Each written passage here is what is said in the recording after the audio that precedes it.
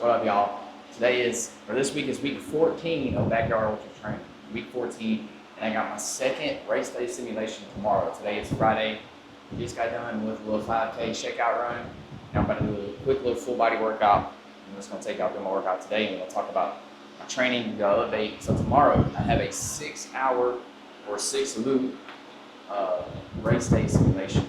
So that comes out to be 25 miles or around 25 miles. So we're doing that tomorrow. It's going to be my longest run yet by far. The longest run I've done is 16 miles. So it's going to be a pretty big jump up. I did a 4 hour race day simulation of 4 loops.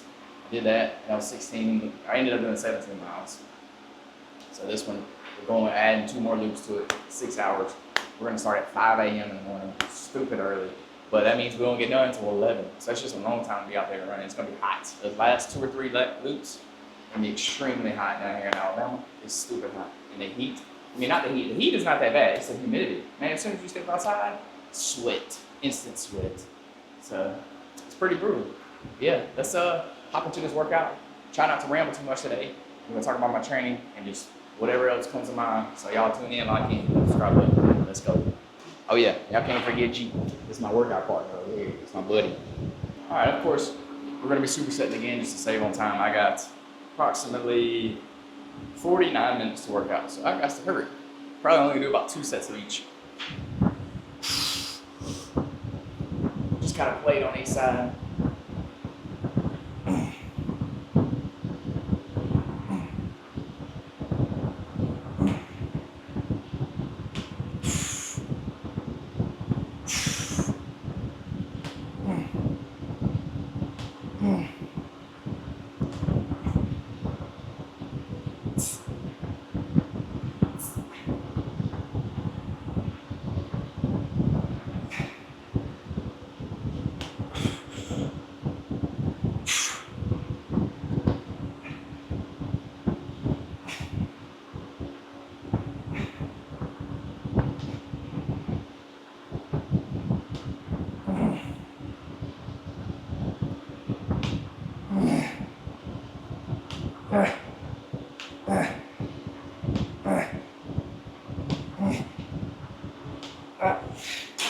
Alright, that's a little too light. We need to add some weight. Alright, we're going to superset some triceps. Alright.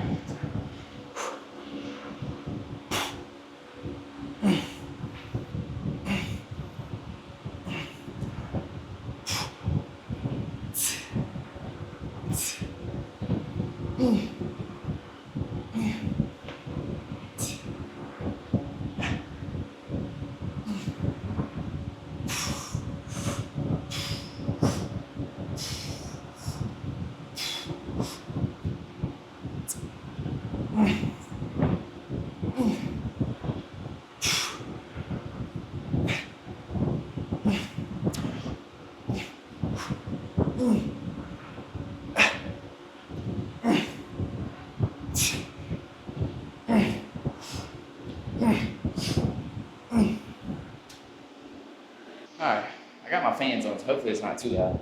Hopefully y'all can hear me, but I guess I'll pull my mic up while I'm talking. Yeah, full body workout. Probably only gonna get 2. I'm gonna try to get 2 working sets for each muscle group, and that's just because I'm limited on time. And if I'm being honest, I don't have much energy to work out anymore. Like these workouts, I haven't been doing any heavy weight. Just been doing lightweight, higher reps, and the goal is not to get stronger right now. That's not the goal. The goal is to literally just pump blood in my muscles. It's really all I'm trying to do. I'm just trying to prevent losing a bunch of muscle. That's what I'm trying to do. Trying to maintain what I got, which I know I'm not gonna be able to maintain all of it just because I'm running so much, but I'm gonna try to prevent that as much as I can. So I'm trying to get 3 full body workouts in a week. And honestly, lately, since I've been doing so much running, I've just been like 30 minutes.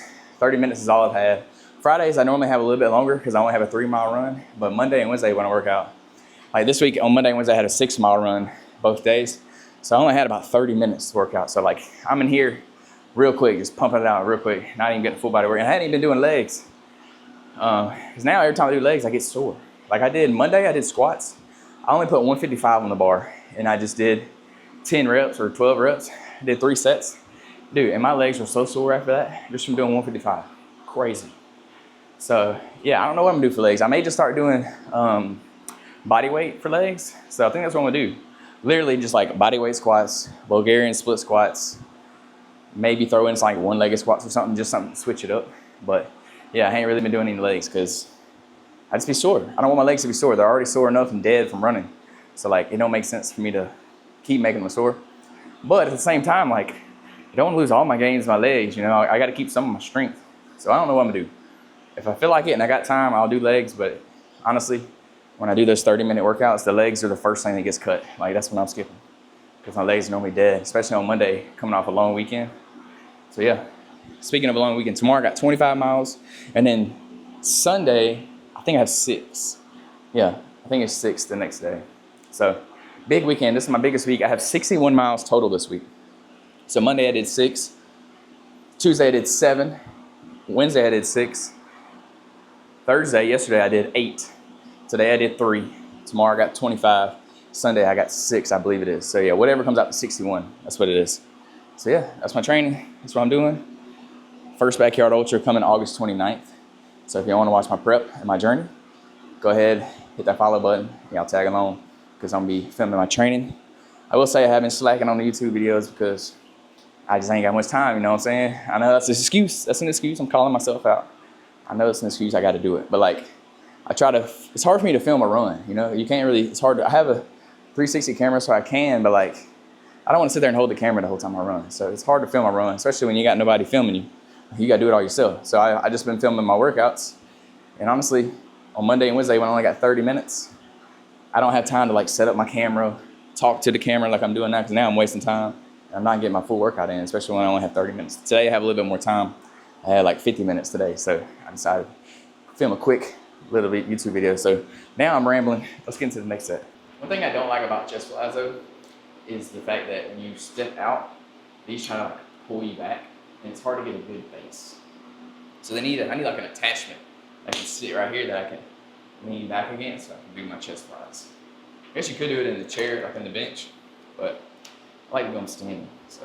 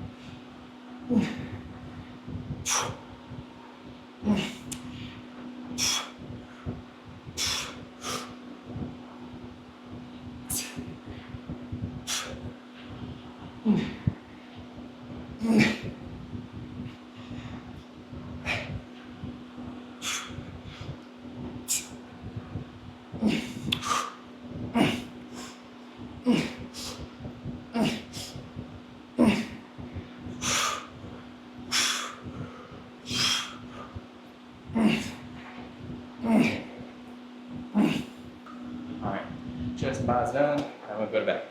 You need to go, buddy. Hey. Hey. Hey. Hey. What you doing? What you doing? Get the couple. Oh, yeah, the couple. Oh, yeah, the couple. Oh, yeah, the couple. Alright, we're gonna break out the dip bars for some tricep dips here. Alright, body weight dips. Here we go. First set of these are always brutal because you're kind of stiff and you can loosen up.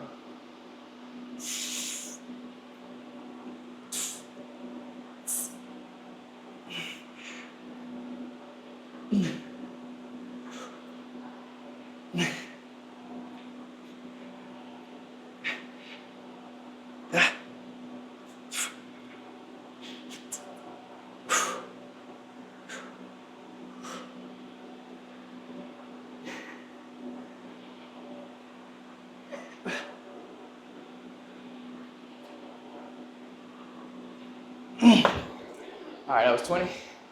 We're gonna go straight into pull-ups. Probably should have did the pull-ups first before I did the dips. But we'll switch it next round.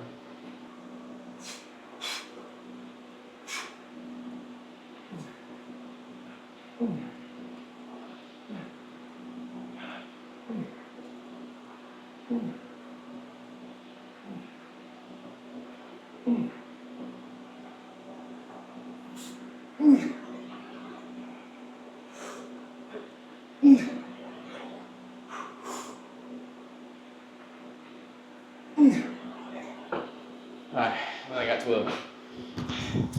One thing that's definitely happened since I started training is I've gotten weaker, that's for sure. Like pull-ups, man, I used to be able to knock out some pull-ups. I can't do them now. Like that was 12 and that's all I got. Like I couldn't do one more. So that's just body weight. But yeah, I'm gonna do one more set of these. They're gonna do shoulders, legs, and abs. So we'll superset shoulders and legs. We'll do, what should I do? I'm trying to remember what I did this week. I think I did cable lateral raises. We'll do upright rows for shoulders. We'll do it on the Smith machine. We'll do that next. And then for legs, I did squats Monday. So I'm either gonna do lunges, just body weight lunges, or body weight Bulgarian split squats. So yeah, I'll probably do Bulgarian split squats and I can just set up on the bench and do it.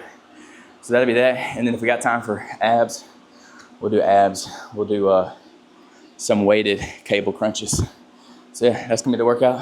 Let me catch my breath. For anybody that don't know, if you don't know what a backyard ultra is, it's a new, not new, but it's kind of new style of race where you run a 4.2 mile loop, or really it's 4.167. You do a 4.167 mile loop, and you do that every hour on the hour. So what does that mean? At the top of every hour, you start the 4 miles, and you get an hour to complete it. You can do it as fast as you want, or you can do it as slow as you want. You just have to cross that finish line before the hour is over, and you complete the loop. So that's one loop. And then at the top of the next hour, you just start over again. So there's definitely a strategy to it. You want to be able to rest in between. So like you want to run it around like 48, 50 minutes. So then you got like a 10-minute break. You can do it that way. There's different ways you can do it, but it's definitely a strategy. And you do that until the last person is standing. Sometimes people will call this race a last man standing race. Same thing. It's backyard ultra is another name. But yeah, you literally do it until everybody gives up except for one person. And then they got to do one lap by themselves. So when it comes down to the last person, they do one more lap, and then that's the end. That's the end of the race. So there is no finish line. It can go on for a day. It can go on for 2 days. It can go on for 3 days until everybody gives up. So my race is in Pelham, Alabama, and it's August 29th. So it's going to be extremely, extremely hot. Like the main factor of this race is going to be the heat for sure. So I got to figure out how to maintain my body temperature to help me kind of prolong my race. So my goal is 100 miles, which is 24 hours or 24 loops. That's my goal, but I know it's gonna be very, very hard to do in the heat because that heat is gonna tear you down after a while. So that's what we're prepping for. That's the goal. I know it's ambitious, but hey, if your goals don't scare you a little bit, then your goals ain't big enough. Remember that. Let's get into the next set. Actually, we're gonna do pull-ups first this time, and then do dips.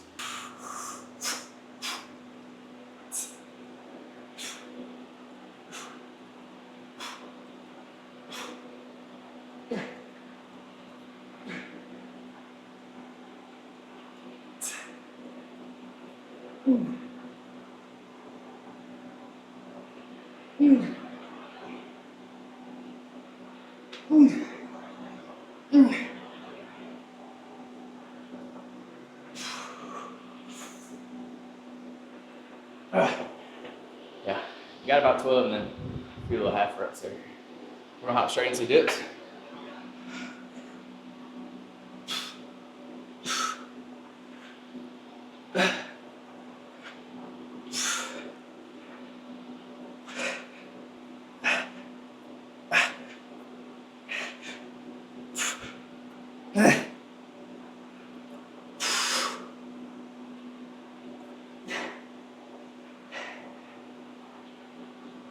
All right, we got 20. That's gonna be it for those. We're gonna go into upright rows and Bulgarian split squats. All right, upright rows. I'm actually gonna get on this side so I can see, so I don't have to move the camera. We're doing this on the Smith machine. I like this because it controls it for me. I don't have to worry about the bar moving in and out. I'm just picking it straight up, and on these, I'm just gonna come parallel with my shoulders. I'm not gonna bring it like way up here. Just because I don't know, some people say you can injure yourself if you do it too up high, so I just go about parallel with my shoulders, and that's what I do.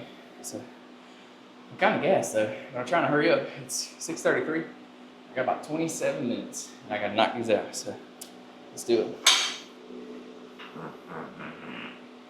Get a little bit wider grip here.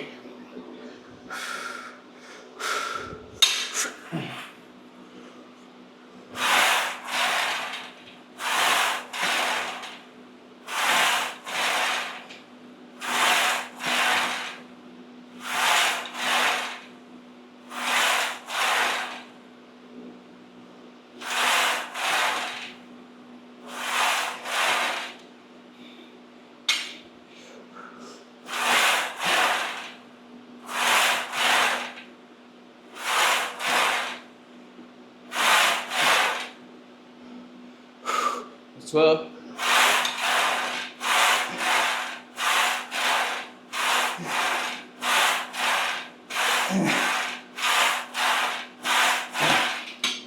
All right, get some burnouts here at the end. All right, let's do Bulgarian split squats. And honestly, I'm probably just gonna put my foot up on here. Let me get something to put on. Now, Bulgarian split squats, probably get 20 each leg. I always do my weak leg first. So here we go. And on this way, I ain't got nothing to hold on to, so it's all about balance. So I'm working my core a little bit too. So let's get my foot up there. Okay, this bar may be a little too high.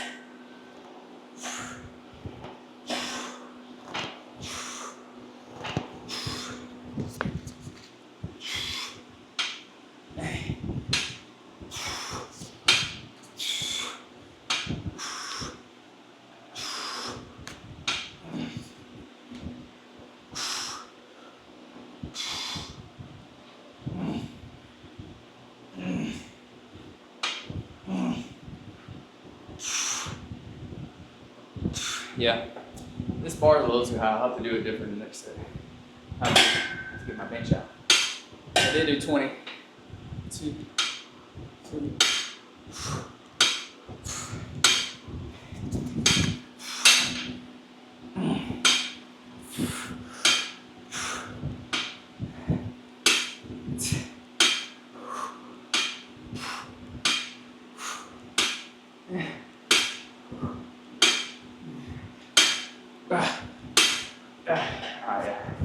So that's just body weight, and honestly, those are still hard. Bulgarian split squats are probably one of the most humbling exercises, in my opinion. Like, they make you so humble because they're not that hard, but they hurt, and I take that back. They are kind of hard. You got to balance and do one leg, and they're just tough, and they will make you sore. I promise you. If you do them, you're gonna be sore the next day, especially if you load it up with some weight. You're gonna be sore the next day. I used to do this with 200-pound dumbbells in my hands. So at the gym, they had 100 pounds dumbbells. I would hold one in each hand and do Bulgarian split squats. So that's 200 pounds on one leg. That, brutal. All right, enough rambling. Let's hop on the next set. All right, second set, last set. Let's do it right.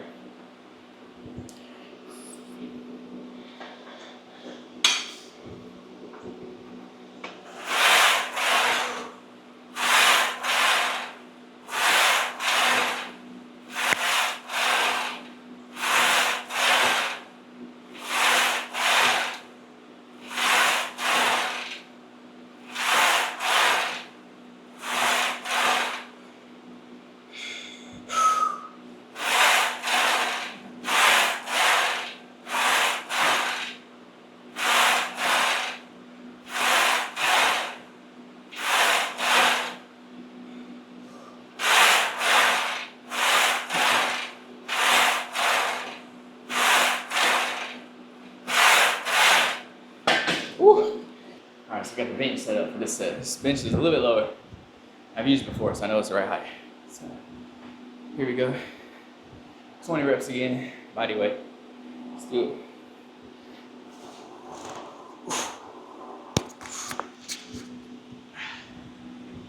Trying to get all the way down low with my knees almost hitting the ground.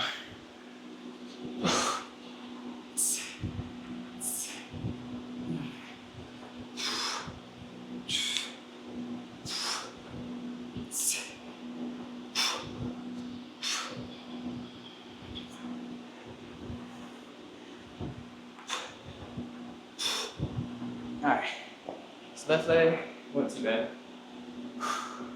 One problem is you do one leg and you're out of breath. So it's hard to the second leg.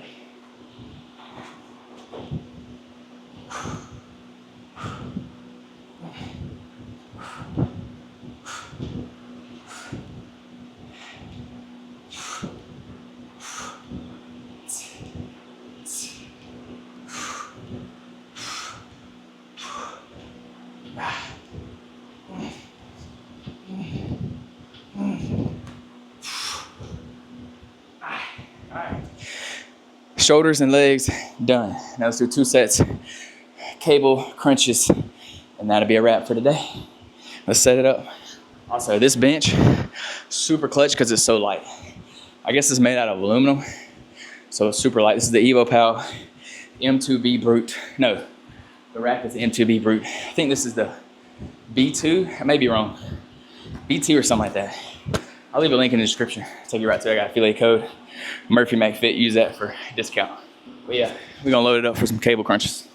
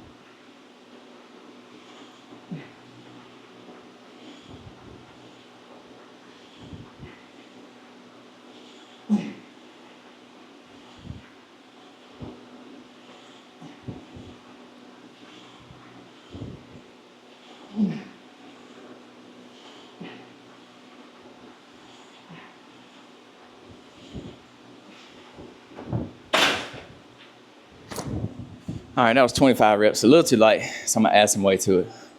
So for the last set, let's add a 25. All right, and while we're waiting on me to catch my breath, I do wanna tell y'all, if you're looking to do a race, word of advice, just know ahead of time, it's gonna be hard. Like it's gonna be hard, it's gonna suck. There's definitely gonna come a time during your prep that you're gonna wanna quit. There's definitely gonna come a time where you're gonna question what you're doing. You're gonna be like, well, is this even worth it? Do I really wanna do this? Do I wanna get up and train today? You're gonna have those feelings, so know that going into it. I do wanna let you know though, if you push through those feelings and you show up on race day and you cross that finish line, it's gonna be worth it, I promise. You're gonna be so glad that you pushed through, that you got up and worked out when you didn't wanna work out. You're gonna be glad you did those things, I promise. So you have to take my word for it. But it's one of the most challenging and the most rewarding things that you can do. There's a reason why like only so many people run a marathon in their life, because it's hard, but it's rewarding. I get asked all the time, like, why do you do that? Like, why do you do stuff like that? And I never really have a good answer, but it's one of those things like you just have to experience it for yourself. Like you got to do it yourself. And then you'll understand why. I can't put it into words. I'll never be able to explain to you why I do what I do. Like, it's the whole process of planning something, prepping for it, doing the work, and then showing up on race day and executing. Like, it's really not about crossing the finish line. That's really not the big thing. That's like the grand prize. That's the ending. But the real reward is during the prep, like before, like what I'm doing now. This is the real reward. Showing up for myself every day, working out when I don't want to work out, learning things about myself, discipline disciplining myself, sticking to a diet, sticking to a training plan, sticking to a routine, adjusting to a new routine, a new schedule. Like, that's the true value. That's where you learn more about yourself. That's what you learn. You learn what you're made of, you know what I'm saying? The race day, it's all execution. And yeah, there's a whole, another side of reward to things on race day. But I'd say you get more out of the prep and the journey than you do the actual day. So yeah, it's different rewards, but it's hard to put into words. I can't really explain it. You just have to do it. And until you decide to put your mind to something and go all in on something, you won't understand either. But then you'll get it. Like, as soon as you cross that finish line, you'll be like, oh, okay, I see. Well, actually, maybe not as soon as you cross the finish line because you're probably gonna be dead, but give it a few hours or the next day, then you'll be like, okay, yeah, I get it now. And then you'll see why people get hooked. People do these, most people that have ran a marathon or more have run multiples of them. They run a lot of them. You don't normally just do one and quit, because once you do one, you kind of get hooked. Same thing with triathlons and things like that, or any sport really. You kind of, once you do it, you improve at it and get better. That's what I like to see. I like to see myself get better, improve. That's a cool thing. So distances get longer, mileage goes up, races get longer, things like that. It's all a pretty cool journey and reward that comes from it. So that's kind of how I do it. But it's again, like I said, it's hard to put into words. I can't really fully explain it. You just have to go out there and experience it for yourself. So yeah, I guess it would kind of be the same idea as having a child. No, I'm not putting running an ultra marathon on the same level as having a child. No, having a child, it's gonna be way better. For most people, definitely say that's way better. But I don't have a child, so I can't experience what fathers experience. Does that make sense? Most people say having a kid was the best thing that ever happened to them, or it's their favorite thing ever, and they love that kid more than anything. And yes, I understand that, but I personally don't get that because I don't have a kid. Well, same thing for this race. You personally don't know what a marathon or ultra marathon may do for you because you've never done it. But then once you do it, then you get it. You know what I'm saying? Then you understand it. So when I have a kid, I'll get it. It's kind of the same. It's the same scenario. So no, I'm not comparing having a child to ultra marathon. I don't think those are equivalent at all. I think having a child is probably way more important, or is way more important than running an ultra marathon. But I'm not at that season in my life yet. So for now, ultra marathons it is. All right, now I'm rambling. Let's knock out the last set. Check this out right here. Check this dude out. Ain't he just the cutest little boy? Ain't he just the cutest? He's a big dog. That's my buddy. All right, last set here. We added a little bit of weight.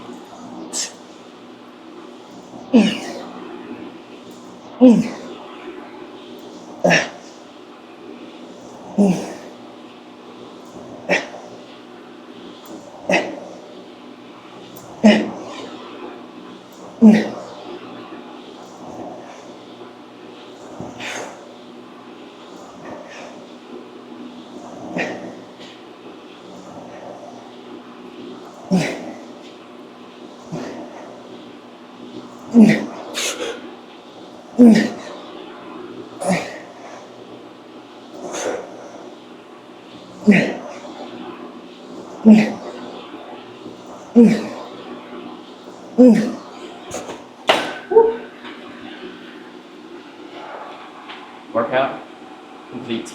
Hey Siri, set a timer for 5 minutes.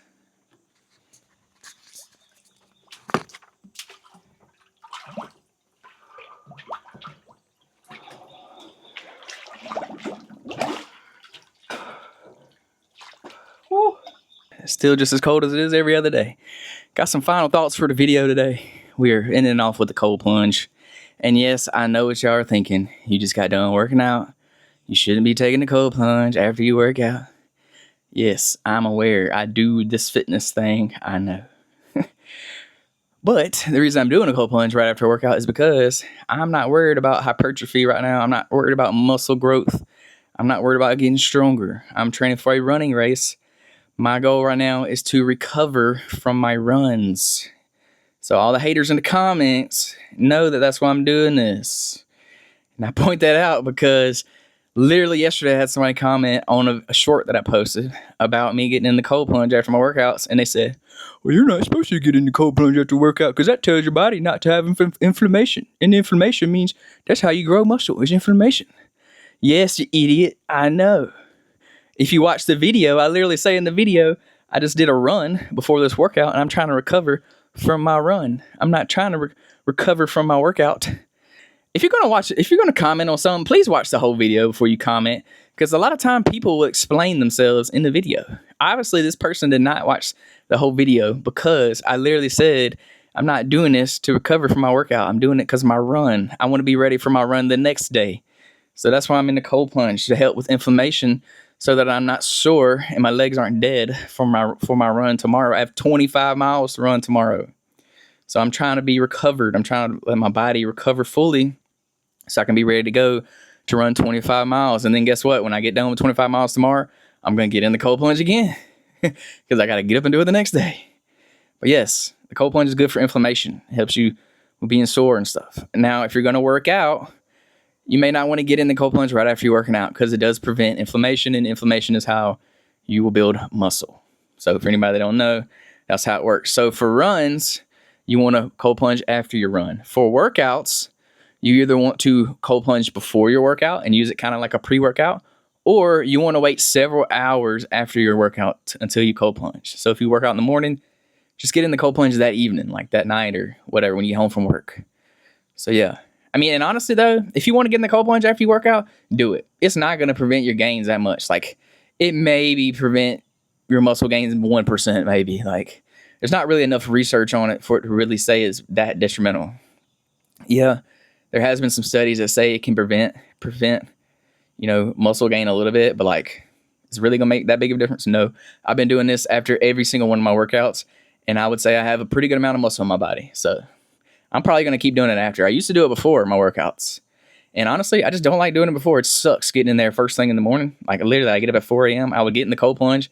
I was in the cold plunge by like 4:10, 4:15, and then work out. That sucks. It's brutal. And then at least when you get done working out, you have some body heat. You're a little hot. So it's not that bad when you get in after. And honestly, like, I don't really think it's going to prevent your gains that much. I really don't.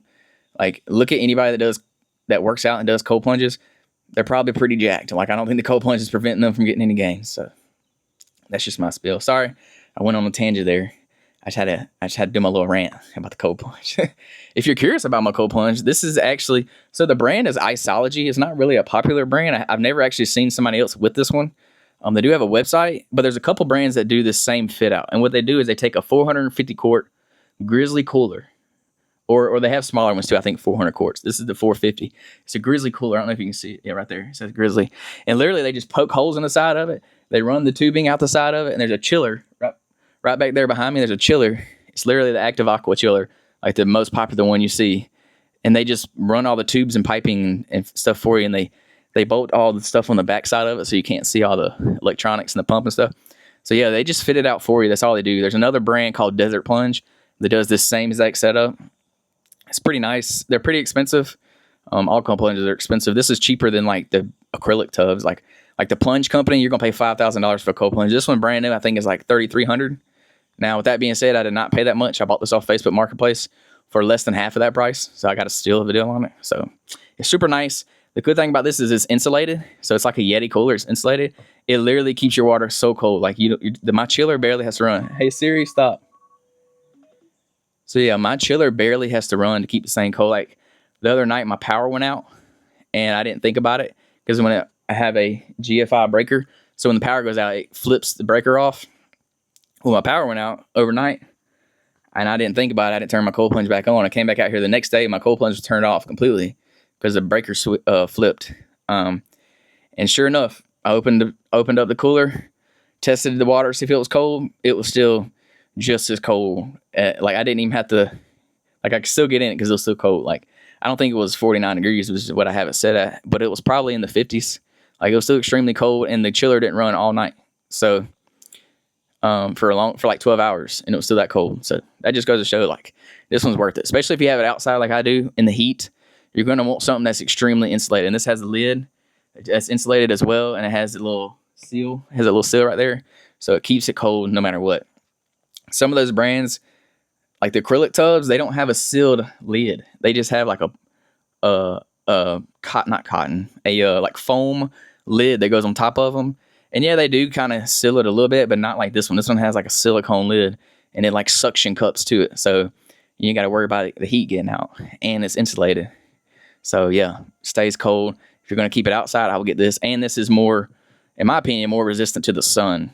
An acrylic tub's probably going to be pretty resistant to the sun as well. But this thing, I think, will last forever if you take care of it. Only thing you really got to worry about is the chiller.